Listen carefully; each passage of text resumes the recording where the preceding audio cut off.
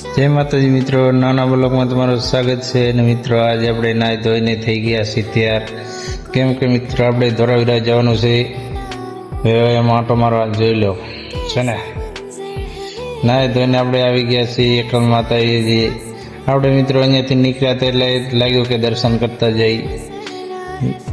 ને આ છે મિત્રો અમારે બનાવી. ને મિત્રો એનું લોકેશન સારું છે, જોઈ લો.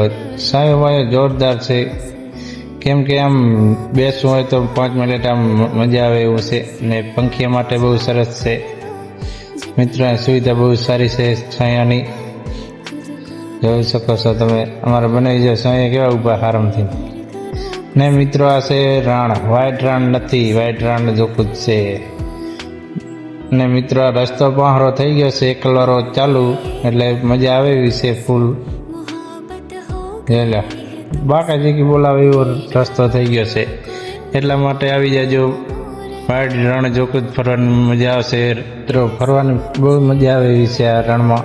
ને આપણે આવી ગયા છીએ ધોળાવીરા પહોંચી જોયેલું ફાઇનલી. મિત્રો અત્યારે અહીંયા લઈ હીરા, કેમ કે હવે એના ઘરે જવાનું છે.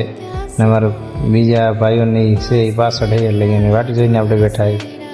મિત્રો આપણે મોર સાંઈ આવી ગયા હતા, કેમ કે આપણાને ગરમી થતી હતી એટલે આપણે મોર આવી ગયા. ઝારાને સાંઈ બેઠા છે આરામથી. સાંઈ બહુ સરસ છે એટલે આપણે બેઠા છીએ વાટ જોઈ. અને મિત્રો આપણે આવી ગયા વર્તા ફાઇનલી હનુમાનદાડે, કેમ કે આપણે અહીંયા નીકળ્યા હતા એટલે મિત્રો ગમે તેને આવો દર્શન કરતા જજો હનુમાનદાડા.